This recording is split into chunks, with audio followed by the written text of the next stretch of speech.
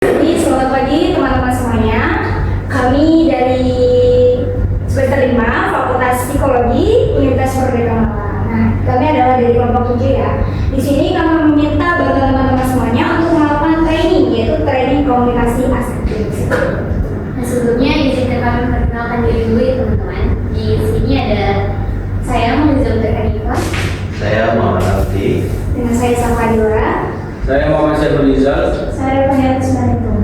Baik, selanjutnya kita akan membahas tujuan dari training ini. Nah, tujuan awal dari training ini adalah menambah pengetahuan dan kemampuan kalian terkait komunikasi asertif. Lalu untuk tujuan yang lainnya itu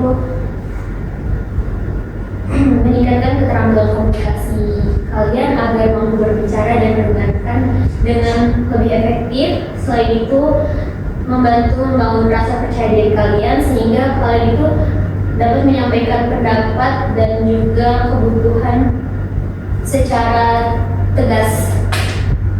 Lalu di sini saya akan membacakan peraturan-peraturan yang akan berlaku selama training ini berjalan. Yang pertama itu adalah keterlibatan aktif. Jadi kami berharap bahwa kalian akan berperan secara aktif selama training ini berjalan. Yang kedua, memperhatikan trainer. Jadi kami minta tolong selama kami sebagai trainer itu sudah menjelaskan, tolong untuk memperhatikan secara seksama.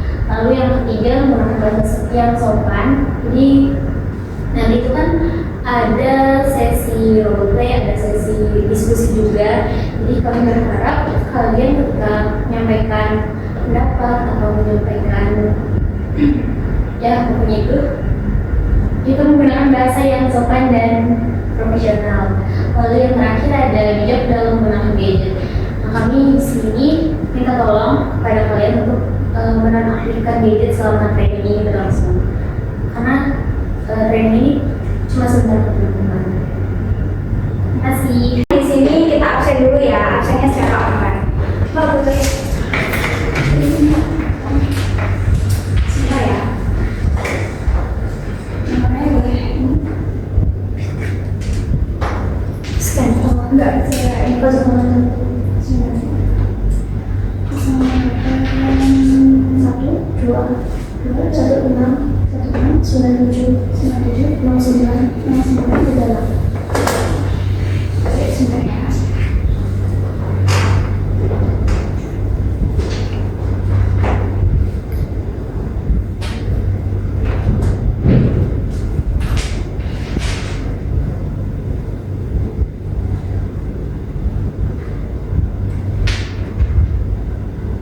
Sudah.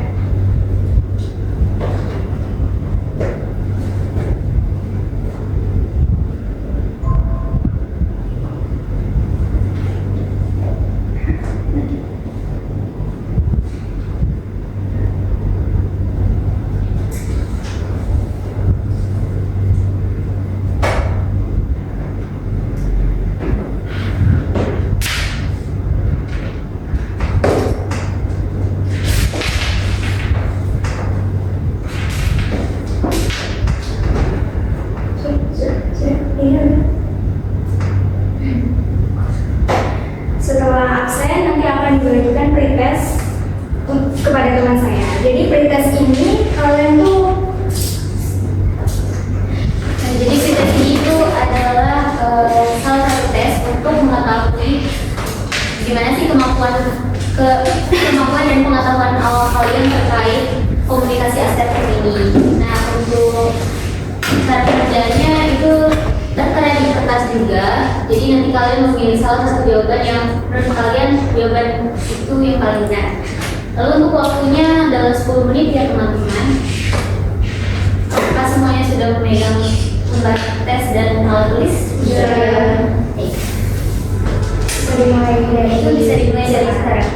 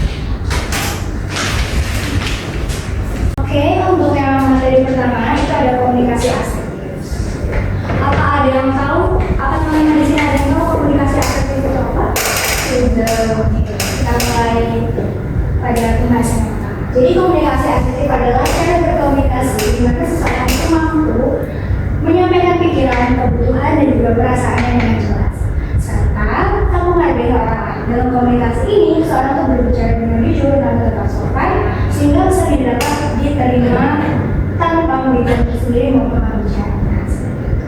Selanjutnya, untuk teori tentang komunikasi asertif. Nah, di sini ada dua. Yang pertama itu ada menurut Ratus pada tahun 2016. Komunikasi asertif merupakan kemampuan individu untuk mengekspresikan pikiran dan juga perasaan secara langsung tanpa mengganggu orang lain. Sikap ini membantu menjaga perasaan seseorang tersebut tanpa melukainya atau tanpa kita tuh menurunkan kayak menjatuhkan pendapat orang tersebut. Kemudian sementara itu dari Albert dan juga Amos pada tahun 2017 menekankan bahwa komunikasi asertif adalah keterampilan yang dapat dilatih untuk meningkatkan kepercayaan diri. Kemudian kemampuan untuk menolak permintaan yang tidak sesuai serta membantu individu mengambil keputusan dengan lebih baik. Nah, di sini ada beberapa perbedaan komunikasi asertif, pasif, dan juga agresif. Nah, di sini kalau pasif itu kayak ciri-cirinya tuh lebih banyak dia menghindari konflik dan sulit menolak. Kemudian dampaknya itu pesan tidak tersampaikan dan muncul rasa tidak atau rasa terpaksa atau terbebani dengan pendapat seseorang tersebut. Kemudian yang kedua itu ada agresif. Nah, ciri-cirinya itu seperti menuntut, memaksakan, kemudian memaksakan pendapat dan menggunakan nada tinggi. Kemudian dampaknya itu bisa menimbulkan konflik. Kemudian yang asertif itu kayak ciri-cirinya itu tegas, dia menghargai pendapat orang lain. Kemudian dampaknya itu komunikasi berjalan dengan sehat dan juga seimbang. Nah, di sini ada video yang membedakan bagaimana komunikasi asertif, kemudian pasif dan juga agresif yang bisa kalian lakukan secara langsung. Ya oke, saya nurut aja deh. Paling juga tugas saya begitu.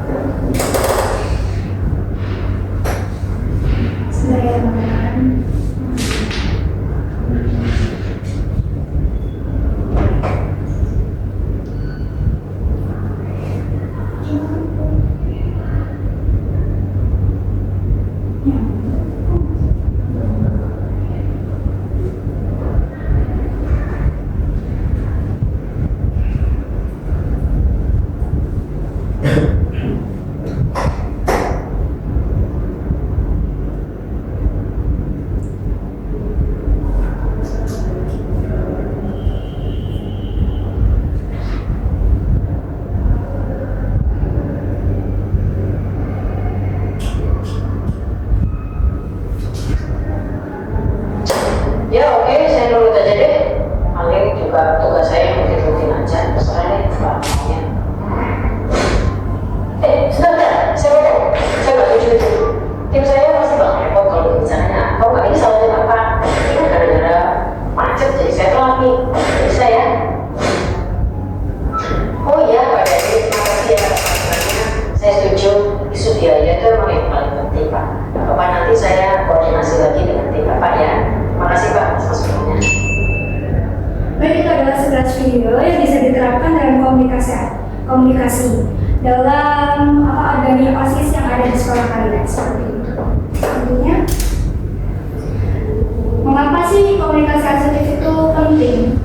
Dalam suatu organisasi seperti OSIS, komunikasi asertif itu adalah sangat penting dan juga diperlukan karena dapat membantu menyampaikan ide secara jelas, kemudian mengurangi kesalahpahaman antar anggota, kemudian dapat membangun kerjasama yang sehat dan juga saling menghargai di antara setiap anggota, dan kemudian membuat rasa percaya diri saat berbicara di depan banyak orang atau di depan orang lain.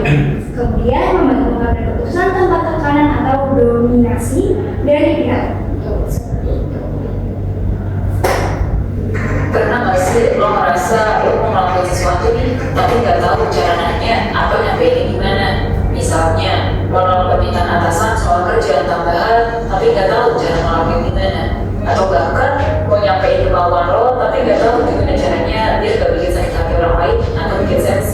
kalau lo ngerasa kayak gitu, it's okay. Berarti lo ada di video yang tepat. Di satu video sebelum video ini, gue bakal ngebahas 4 kemampuan komunikasi yang wajib lo pelajari. Jadi simak video sampai habis ya.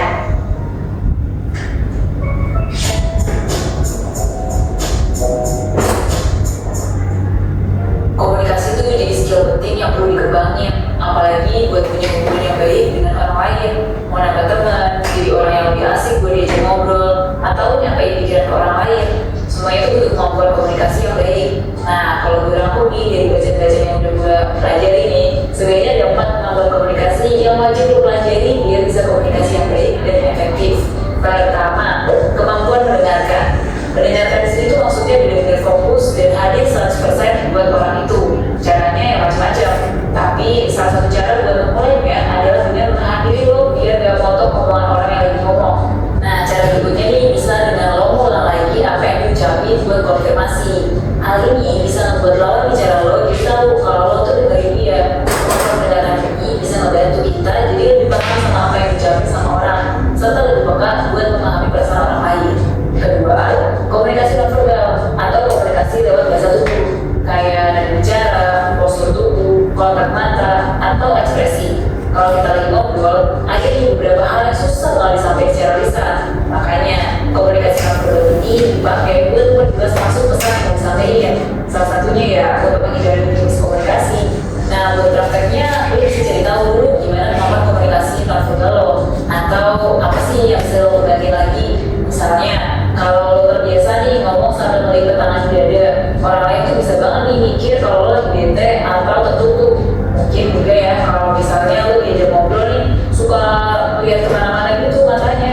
Gak jarang orang anggap ini sebagai pertanda lo lagi gak nyaman atau lo lagi gak benar-benar mendengarkan. Ketiga, kontrol emosi.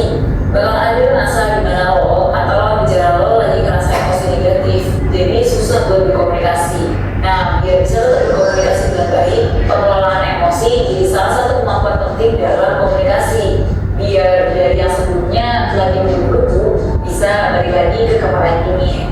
Simpelnya, lo bisa mulai dengan atur napas lo pelan-pelan, dan kalau misalnya ada waktu lebih, lo bisa putar lagu yang kalem, pakai meditasi, atau ngerjain kegiatan yang bikin lo lebih tenang.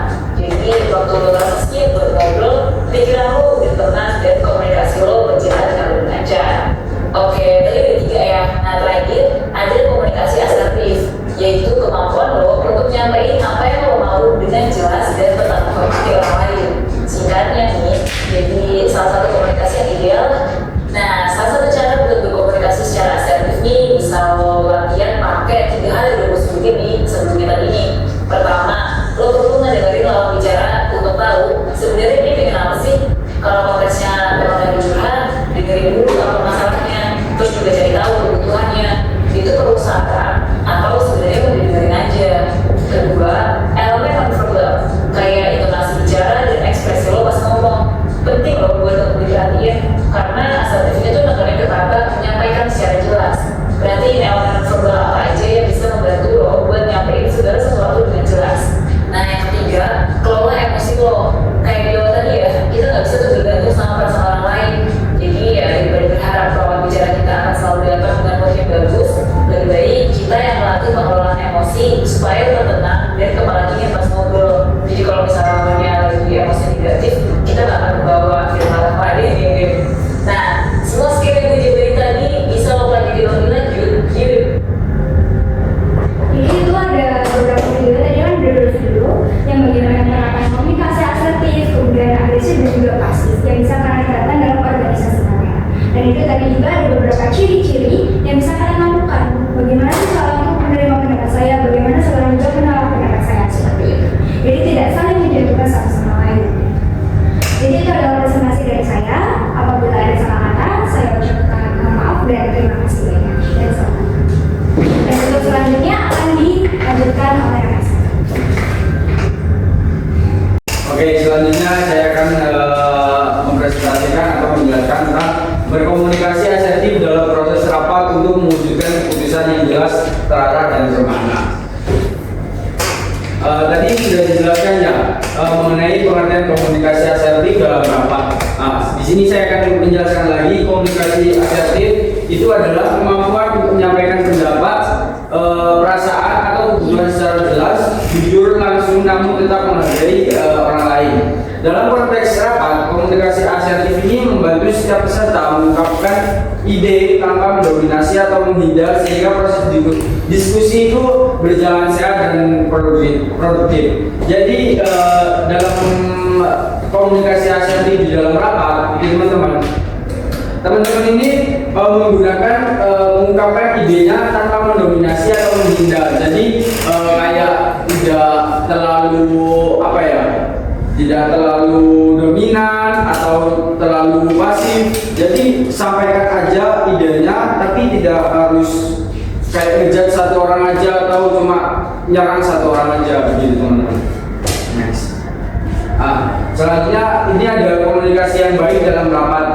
Rapat ini menjadi ruang penting bagi organisasi untuk merencanakan, mengevaluasi dan mengambil keputusan bersama agar rapat ini berlangsung efektif. Komunikasi harus jelas, terstruktur dan saling menghormati. Komunikasi yang baik itu terlihat dari pesan yang mudah dipahami, suasana diskusi yang aman, serta adanya kesempatan bagi semua peserta untuk menyampaikan pendapat. Dengan terpenuhinya hal tersebut, rapat dapat berjalan lebih fokus dan menghasilkan keputusan yang tepat. Di sini saya akan mengambil contohnya itu pas evaluasi ya teman-teman. Biasanya kan organisasi kalau pas evaluasi itu kayak tegang, kayak pada intinya kayak mencekam lah pada intinya. Biasanya kalau sepengalamanku itu pas evaluasi itu hanya menyerang satu orang aja. Biasanya itu ada orang yang nggak kerja atau cari muka ke ketua pelaksana atau ketua umum. Itu mungkin bisa dihindari, karena kalau misalkan itu terjadi rapatnya itu tidak enak begitu teman-teman. Begitu sih kalau menurut saya, sepengalaman juga. Dampak jika komunikasi dalam rapat tidak berjalan baik. Yang pertama itu arahan menjadi multi tafsir atau tidak dimengerti anggota. Tugas yang diberikan pelaksana tidak sesuai kebutuhan. Hubungan antara anggota itu menjadi tegang karena salah paham. Peserta rapat kehilangan motivasi untuk berpartisipasi dan keputusan organisasi menjadi kurang tepat sasaran. Tadi ya, yang evaluasi itu tadi. Kalau misalkan evaluasinya hanya menyerang satu orang saja, otomatis kan ini semua tidak berjalan dengan baik. Dampaknya itu seperti ini, gitu teman-teman. Jadi artinya itu enggak sesuai, menyampaikannya itu juga enggak enak, terus artinya itu juga melebar kemana-mana, malah jadi dendam sesama individu, gitu teman-teman. Di sini ada cara menyampaikan ide, kritik, dan umpan balik dengan asertif. Yang pertama itu dengan dengarkan secara aktif, terus habis itu gunakan kata-kata yang jelas dan tidak berbelit-belit. Fokus pada persoalan, bukan pada orangnya. Sampaikan solusi, bukan hanya kritik. Gunakan nada suara tenang dan ekspresi wajah netral. Tetap terbuka terhadap kritik. Dalam rapat, penyampaian ide atau kritik hendaknya dilakukan dengan hati-hati agar tidak menyinggung pihak lain. Komunikasi asertif, kemungkinan anggota organisasi menyampaikan pendapat dengan sopan namun tetap tegas. Tadi yang sudah saya sampaikan bahwa menggunakan kata-kata yang jelas dan tidak berbelit, fokus pada persoalan bukan pada orangnya, begitu teman-teman. Apakah sudah mengerti, sudah menangkap tentang di dalam rapat begitu? Sudah ya? Pentingnya kontribusi seluruh anggota dalam rapat. Rapat yang efektif tidak didominasi oleh satu atau dua orang saja, melainkan memberi ruang bagi semua peserta untuk menyampaikan pemikiran mereka. Partisipasi setiap anggota penting karena perbedaan pendapat dapat memperkaya sudut pandang, membantu menemukan kesalahan, serta membuat anggota itu merasa dihargai dan terlibat. Dengan kontribusi yang beragam, keputusan organisasi menjadi lebih matang dan realistis. Semakin banyak anggota yang berani berpendapat secara asertif, semakin sehat pula budaya diskusi dalam organisasi. Biasanya kalau di dalam organisasi, apalagi rapat, apalagi evaluasi, itu hanya biasanya ya, itu hanya satu orang atau dua orang saja yang biasanya menyampaikan. Mungkin di situ ada 25 orang, ada 30 orang, tapi yang aktif cuma 2 orang saja. Itu komunikasi asertifnya itu tidak berjalan. Jadi sudut pandang dari organisasi ini jadi lebih kecil gitu. Kalau misalkan semuanya menyampaikan pendapat, sudut pandang si organisasi ini menjadi besar gitu loh. Maksudnya menjadi pemikirannya luas, dari pikiran-pikiran satu orang ini dikumpulkan jadi satu dan dan disimpulkan oleh ketua dan diputuskan oleh ketua begitu. Nah, ini adalah salah satu contoh perilaku asertif dalam rapat. Yang pertama itu mengungkapkan ketidaksetujuan dengan cara yang sopan. Nah, di sini saya mencontohkannya. Contohnya seperti ini. Saya memahami pendapat saudara atau teman begitu ya dengan bahasa yang sopan, namun saya memiliki sudut pandang yang berbeda. Dijelaskan sudut pandangnya seperti apa, terus juga POV-nya dari teman-teman ini seperti apa begitu. Terus habis itu menyampaikan pendapat tanpa ragu namun tetap menghargai. Terus habis ini contohnya, menurut analisis saya solusi yang lebih efektif adalah seperti ini. Pokoknya itu jangan dijelaskan tapi jangan berbelit-belit dan jangan terlalu panjang. Biasanya kalau terlalu panjang ini teman-teman yang lain ogah untuk mendengarkan gitu. Selanjutnya, sebelum ditutup, di sini saya akan meroleplay kalian lah untuk gimana sih caranya komunikasi asertif di dalam rapat. Di sini saya meminta 5 orang teman-teman ini, ada yang jadi misalkan leader dalam satu organisasi aja. Ada yang jadi ketua, ada yang jadi ketua pelaksana dan lain sebagainya. Temanya itu ada pada kalian mau mengadakan kelas meeting di sekolah kalian begitu. Silakan teman-teman. Misalkan ini jadi ketua, ini jadi ketua pelaksana, terus ini jadi bendara, ini jadi apakah begitu. Mungkin silakan. Ya, silakan. Gak apa-apa, silakan. Gak apa-apa, kalau aja santai kok. Silakan.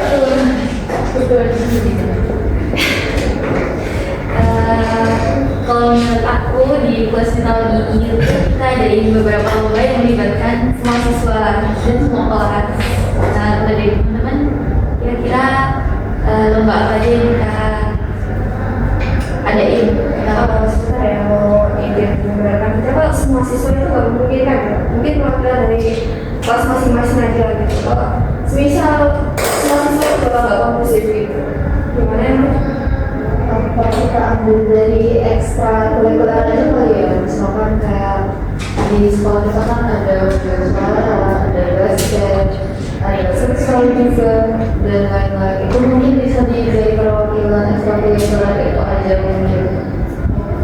Ya, menurut saya setuju sama ini, biar lingkungannya itu lebih kondusif. Kalau menurut saya kita buat semua siswa ikut, tapi kalau misalnya cuma beberapa aja yang ikut di perwakilan itu bakal yang lain merasa yang perwakilan itu akan merasa kayak kenapa harus saya terus gitu, yang lainnya tidak ikut aja. Jadi menurut saya yang perwakilan mungkin bisa ikut lomba-lomba yang diadakan, tapi yang nggak ikut perwakilan itu bisa kayak pentas seni kayak itu. Jadi semuanya ikut berpartisipasi. Jadi itu misal satu kelas semua itu berpartisipasi, tapi saling mengikuti lomba yang lain. Iya. Oh sudah.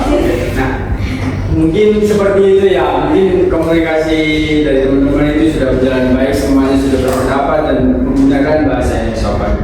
Terima kasih teman-teman. Nanti setelah ini ada break, silakan diminum dan sarapannya silakan dimakan. Terima kasih. Assalamualaikum warahmatullahi wabarakatuh. Baik teman-teman semua, hari ini kita lanjut pada materi ketiga. Tentunya bersama saya, masih kenal teman saya tadi? Masih ya, Abi akan mempresentasikan atau memberikan materi kepada adik-adik semua, yaitu tentang membangun kepercayaan diri untuk berbicara, percaya diri dalam berpendapat di lingkungan organisasi.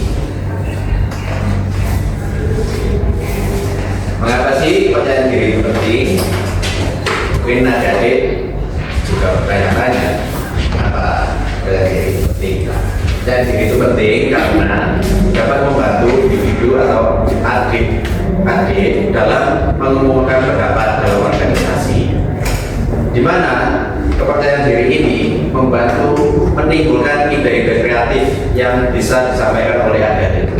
Tentunya jika kepercayaan diri itu tidak ada, adik-adik sendiri mungkin mau ngomong itu saja gitu, mungkin di dalam hati, diungkapkan dalam hati. Oleh karena itu pentingnya kepercayaan diri. Kepercayaan diri ini sangat penting karena membantu kita menyampaikan ide dengan jelas dan tentunya berani berbicara. Seperti yang saya jelaskan tadi, ketika adik-adik sudah mempunyai kepercayaan diri, otomatis ide-ide itu akan muncul. Gitu. Jadi seperti ada tinggi juga. Dan tentunya berani berbicara. Ketika diminta pendapat atau disuruh menjawab pertanyaan, pasti berani berbicara. Dengan percaya diri, kita bisa tetap tenang saat menjelaskan pendapat dan menerima kritik tanpa takut. Percaya diri juga membantu adik-adik dalam menghadapi situasinya menjadi lebih tenang. Ketika adik-adik harus organisasi, misalnya ini rapat kan, seorang pemimpin rapat atau ketuanya itu melakukan sesi tanya jawab atau pertanyaan. Ketika misal mbaknya ini ditunjuk, karena mbaknya ini memiliki kepercayaan diri, jadi jawabnya bisa lugas, tegas, dan juga bisa menjawab tanpa bertele-tele. Seperti itu Mbak ya. Percaya diri juga membuat komunikasi lebih lancar dan membuat kita mudah dipercaya serta dihargai oleh teman. Ini lagi manfaat dari pentingnya percaya diri. Ketika adik-adik ini memiliki rasa kepercayaan diri, itu membuat komunikasi kepada teman sebaya atau anggota yang lainnya itu menjadi lebih lancar dan juga tidak terputus gitu loh. Artinya apa? Ketika anak ini loh kalau ngomong pede percaya diri, artinya tuh diajak diskusi itu enak juga gitu dan mudah dipercaya serta dihargai oleh teman. Anak itu loh komunikasinya baik, dia itu pede dan tidak malu-malu seperti ini ya. Lanjut. Ada beberapa strategi membangun kepercayaan diri. Yang pertama yaitu latihan di depan teman. Tentunya sebelum adik-adik ini memiliki rasa kepercayaan diri, mestinya adik melewati fase-fase di mana itu masih tegang, artinya apa? Masih belum sepenuhnya pede percaya diri. Nah, ini ada strategi yang kayak berikan tips untuk adik-adik. Yang pertama itu tadi latihan di depan teman. Ada pastinya punya teman atau bestie atau best friend. Nah, itu bisa dijadikan latihan. Tentunya kalau adik-adik dengan best friend-nya sendiri itu pasti sangat sudah kenal dekat kan, dan tidak akan malu-malu kan. Semua aib apapun pasti dilampiaskan ke dia kan. Nah, seperti itu. Yang kedua, gunakan bahasa tubuh yang terbuka. Ini maksudnya apa? Latihannya itu dengan senyum yang ramah, posisi yang tegak, gitu. Artinya yang terbuka, jangan kaku. Terus yang ketiga, ciptakan suasana yang ramah. Tentunya sebelum membangun percaya diri itu, ciptakan suasana-suasana yang tenang, yang ramah.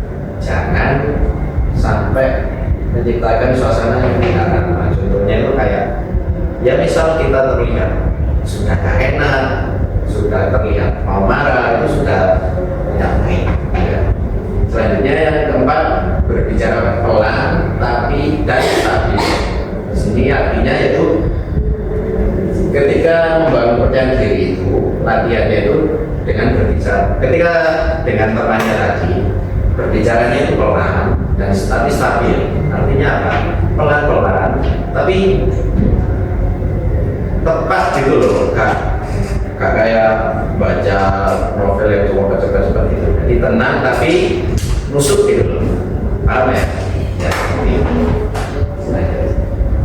Nah, manfaat latihan berbicara tadi itu ada beberapa manfaat. Yang pertama pertama, kemampuan komunikasi berkembang. Tentunya yang awalnya adik-adik ini komunikasinya cuma sebatas iya, tidak, oke, gitu saja, bisa berkembang. Artinya bisa lebih kritis lah, dapat bertanya lebih, mikirnya lebih luas begitu. Terus yang selanjutnya percaya diri bertambah. Otomatis dengan setelah ada di latihan berbicara tadi, PD-nya itu tambah. Artinya itu tidak malu-malu dan berani mencoba. Selanjutnya berbicara asertif menjadi natural dan nyaman. Jadi berbicara itu tidak seakan-akan dibuat-buat atau di naskah gitu. Jadi natural, sesuai dengan apa pada diri yang ada pada dirinya. Selanjutnya cara bicaranya tetap sopan dan tegas. Di sini artinya dengan latihan berbicara, bicara itu bisa lebih tertata, terstruktur, jadi menjadi sopan dan juga tegas. Baik, selanjutnya yaitu cara mengurangi rasa cemas saat berbicara. Ini mungkin ya tidak hanya dari, mungkin saya juga pernah mengalami cemas saat berbicara. Artinya cemas apa? Di sini takut nanti kalau salah gimana ya, kalau ngomongnya tidak sesuai bagaimana ya. Ini ada beberapa cara atau tips sederhana. Mungkin kita bisa langsung praktek ya. Bisa diikuti. Yang pertama, tarik nafas dalam-dalam dan perlahan sebelum mulai berbicara. Artinya, tahu kan gimana tarik nafas dalam-dalam? Nah, silakan praktekkan gimana.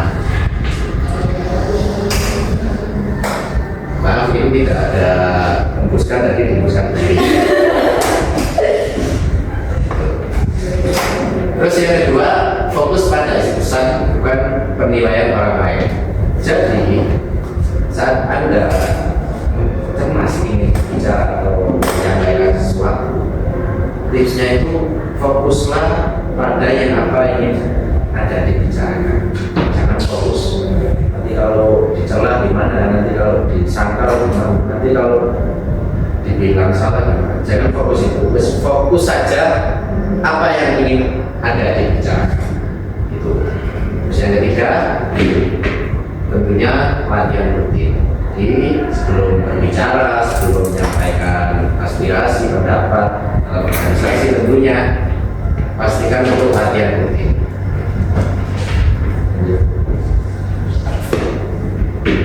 Baik, kesimpulan dari materi yang saya paparkan yaitu kepercayaan diri sangat penting dalam berbicara, terutama di lingkungan organisasi, karena memudahkan seseorang untuk menyampaikan ide dan pendapat dengan jelas dan tenang. Kepercayaan diri membantu mengurangi rasa takut atau cemas saat berbicara, membuat komunikasi menjadi lebih lancar, dan meningkatkan kemampuan berpartisipasi aktif dalam diskusi. Dengan latihan, persiapan serta dukungan dari lingkungan sekitar, rasa percaya diri dapat tumbuh sehingga seseorang bisa menunjukkan potensi terbaik mereka, membangun hubungan yang baik, dan memperkuat kerjasama tim. Oleh karena itu, membangun kepercayaan diri adalah kunci agar komunikasi menjadi efektif dan produktif di dalam organisasi. Baik, sebelum saya akhiri, saya mau melakukan sebuah case. Jadi ini case-nya untuk 2 orang pertanyaan akan mendapatkan hadiah dari saya. Baik, untuk permainannya gini ya. Ketika saya berbicara atau bercerita, saya akan menyebutkan atau menekankan suatu kata. Nah, suatu kata itu jawabannya adalah antonimnya. Jadi misal Reva sedang mengendarai motor. Dia membenarkan spionnya menggunakan tangan kanan. Nah, ketika saya menekankan tangan kanan, kalian jawabnya gimana? Antonim berarti tangan kiri dengan langsung angkat tangan. Ya. Kalau kuping, ya kupingnya dipegang, jangan diangkat gini ya. Kupingnya dipegang. Telinga, mohon maaf. Ketika saya bilang telinga kanan, artinya berarti pegang telinga kiri. Ya, gitu. Baik. Saya lihat dulu pertanyaannya.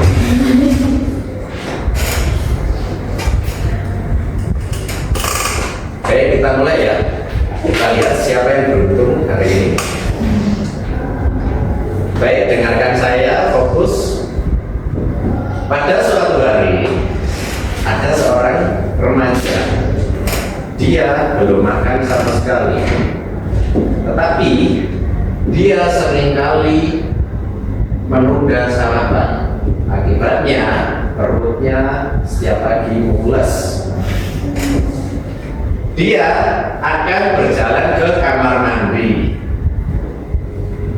Kamar mandi tersebut memiliki sebuah pintu kotak. Pintunya itu dibuka menggunakan tangan kiri. Karena mbaknya tidak begitu ke atas, jadi mbaknya ya yang terpilih.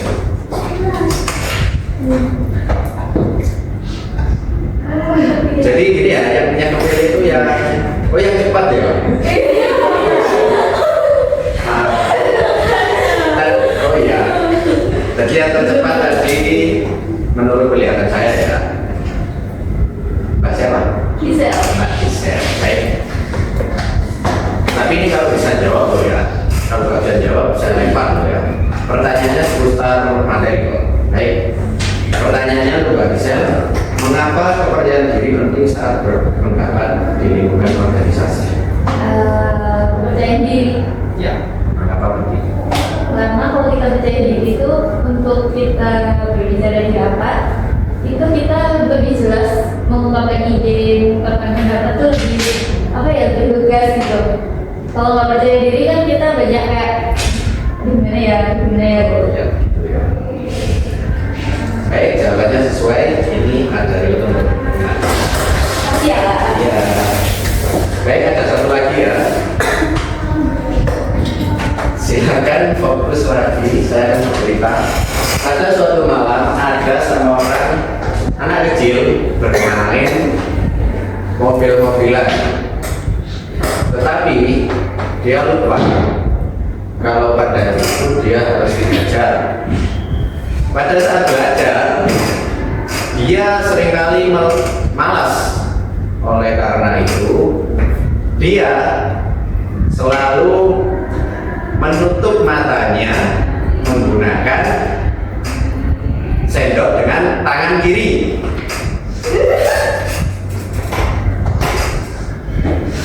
Ya, Mbak siapa? Dara. Mbak siapa? Dara. Oh ya, ada. Untuk pertanyaannya, bagaimana cara mengurangi rasa cemas sebelum berbicara di depan umum? Kalau menurut saya mengurangi cemas sebelum berbicara di depan umum itu pertama-tama kita menarik nafas yang dalam dulu Ya. sebelum berbicara. Ya. Kemudian saat berbicara itu kita fokus pada apa yang ingin kita sampaikan.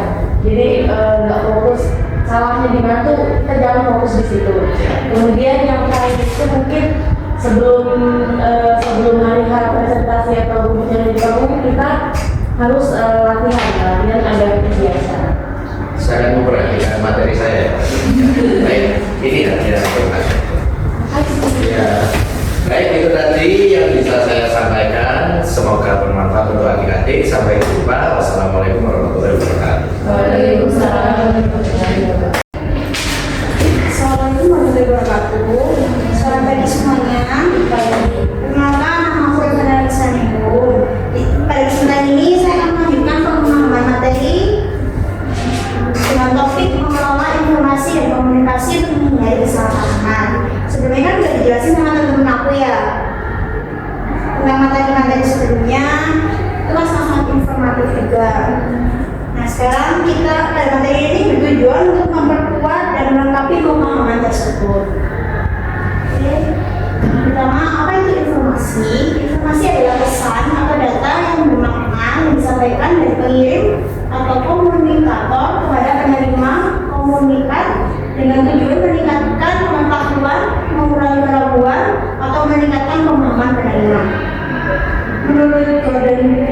Davis 1984, informasi adalah data yang telah diolah menjadi bentuk yang lebih berarti bagi penerimanya dan dapat digunakan untuk mengambil keputusan. Jadi, informasi itu adalah data yang sudah diambil atau atau diolah sehingga memiliki makna dan bisa digunakan untuk membuat keputusan. Dengan kata lain, informasi itu membantu seseorang memahami sesuatu dengan jelas. Jika informasi tidak jelas atau tidak benar, maka pemahaman seseorang itu terasa kurang tepat. Oke, selanjutnya, mengapa penting dalam mengelola informasi? Pentingnya mengelola informasi terletak pada kemampuan kita untuk memastikan bahwa setiap pesan yang diterima atau disampaikan memiliki kejelasan, kebenaran, dan relevansi. Informasi yang tidak dikelola dengan baik seringkali menimbulkan kesalahpahaman, membuat seorang menafsirkan pesan secara berbeda dari maksud sebenarnya. Jadi mengapa informasi itu sangat penting? Karena tidak semua informasi itu dapat kita terima dengan akurat dan langsung bisa dipahami. Ketika informasi tidak dikelola dengan baik, orang bisa menafsirkan pesan secara berbeda dan ini memicu kesalahpahaman. Dengan informasi yang disusun secara jelas, sistematis, dan benar, kita bisa mengambil keputusan yang tepat dan mengurangi konflik. Selanjutnya, lalu bagaimana cara mengelola informasi yang baik? Ada beberapa cara yang dapat dilakukan. Di antaranya yang pertama adalah memverifikasi sumber informasi. Di sini kita dapat mengkonfirmasi ulang tentang informasi yang sampai kepada kita agar tidak menimbulkan kesalahpahaman. Lalu menyaring dan memilah informasi, kita dapat menyaring dulu apakah informasi itu benar atau tidak. Lalu mengorganisasi informasi dengan rapi. Yang keempat adalah menyampaikan informasi dengan jelas. Karena jika informasi yang disampaikan itu tidak jelas, itu sangat mudah membuat orang salah paham dengan informasi yang kita sampaikan. Lalu melakukan klarifikasi dan konfirmasi sama seperti yang pertama. Jadi kita mengkonfirmasi apa pesan yang disampaikan. Lalu apa penyebab kesalahpahaman? Kesalahpahaman terjadi ketika pesan yang diterima tidak sesuai dengan maksud pengirimnya. Hal ini biasanya disebabkan oleh penggunaan bahasa yang ambigu, informasi yang tidak ditangkap, perbedaan persepsi atau gangguan emosional saat berkomunikasi. Perbedaan latar belakang pengalaman dan budaya juga dapat membuat seseorang menafsirkan pesan dengan cara berbeda. Tanpa penyampaian jelas dan konteks yang cukup, pesan tidak sangat ditangkap. Jadi kesalahpahaman itu bisa terjadi karena berbagai faktor. Seperti yang saya sebutkan tadi, misalnya bahasa yang ambigu, informasi yang kurang jelas itu juga dapat membuat orang mudah salah paham dengan informasi yang kita berikan. Lalu peran komunikasi dalam mencegah kesalahpahaman. Komunikasi yang efektif membantu menyamakan pemahaman antara pengirim dan penerima pesan dengan menggunakan bahasa yang sederhana, memberi contoh yang relevan, serta memastikan nada bicara dan bahasa tubuh selaras. Resiko salah tafsir dapat dikurangi. Mendengarkan secara aktif juga menjadi kunci penting karena memungkinkan kita menangkap pesan secara utuh dan memahami maksud pembicara sebelum memberikan respon. Di sini peran komunikasi itu menjadi sangat penting karena komunikasi yang efektif bisa menyamakan pemahaman antara pengirim informasi dengan yang menerima informasi. Jadi caranya adalah dengan menggunakan bahasa yang sederhana, memberikan contoh yang relevan, serta mendengarkan secara aktif.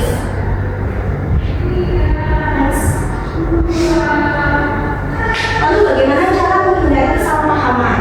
Untuk menghindari kesalahpahaman dalam komunikasi dapat dilakukan berbagai cara. Di antaranya yang pertama adalah klarifikasi jika pesan kurang jelas. Jadi jika saat menerima informasi itu kalian merasa tidak jelas, itu kalian nggak bisa menanyakan ulang atau menanyakan apa maksud dari informasi yang diberikan. Lalu mengonfirmasi ulang pemahaman. Yang ketiga, sampaikan informasi secara spesifik. Lalu yang keempat, hindari bahasa ambigu. Yang kelima, sesuaikan komunikasi dengan lawan bicara. Oke, dapat disimpulkan untuk mencegah salah paham sangat penting untuk mengelola informasi dan berkomunikasi dengan benar. Agar pesan dapat dipahami dengan benar, informasi harus disajikan secara teratur, jelas, dan relevan. Sebaliknya, kemampuan mendengarkan dengan penuh perhatian, sikap asertif, penggunaan bahasa yang yang mudah, memahami, dan intonasi yang tepat adalah semua faktor yang memastikan komunikasi yang efektif. Melakukan konfirmasi dan tidak berasumsi akan mempercepat pengiriman dan penerimaan pesan. Secara keseluruhan, pengelolaan informasi dan komunikasi yang efektif akan membantu orang memahami satu sama lain, mempermudah interaksi dan mengurangi kemungkinan konflik karena kesalahpahaman. Ini di sini ada yang mau ditanyakan terlebih dahulu?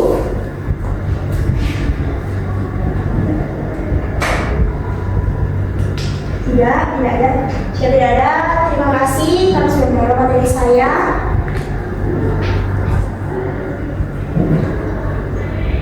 Selanjutnya kita akan melakukan post-test ya.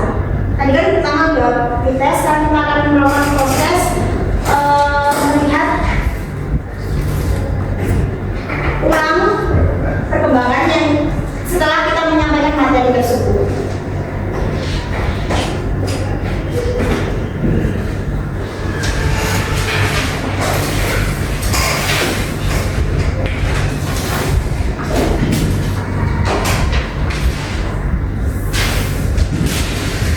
Tujuannya dari proses ini adalah buat mengetahui kemampuan setelah training ini untuk meningkatkan apakah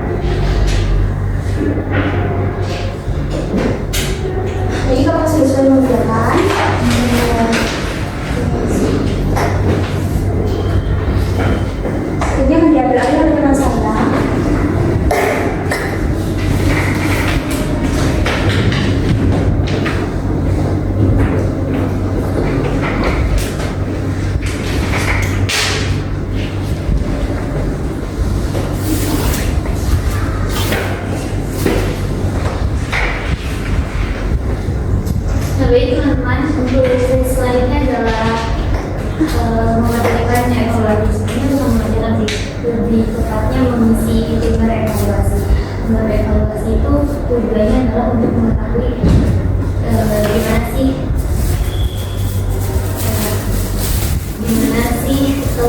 gimana sih cara kita tadi lima orang anggota dari kelompok menyampaikan materi, kemudian memberikan kalian seperti contoh pelatihan. Jadi kayak menilai kita tadi yang ketika menyampaikan materi.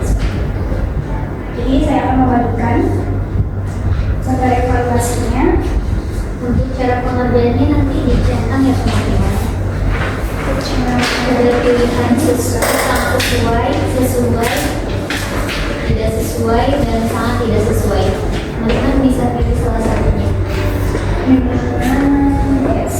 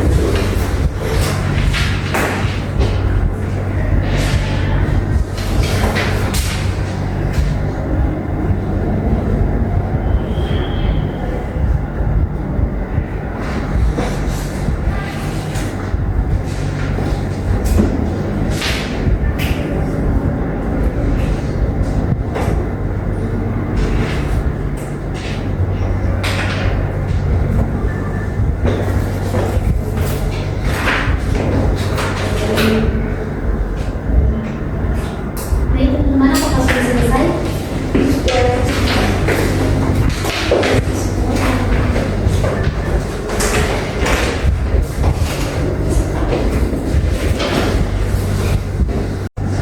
Baik, teman-teman, terima kasih banyak sudah mengikuti training pada hari ini.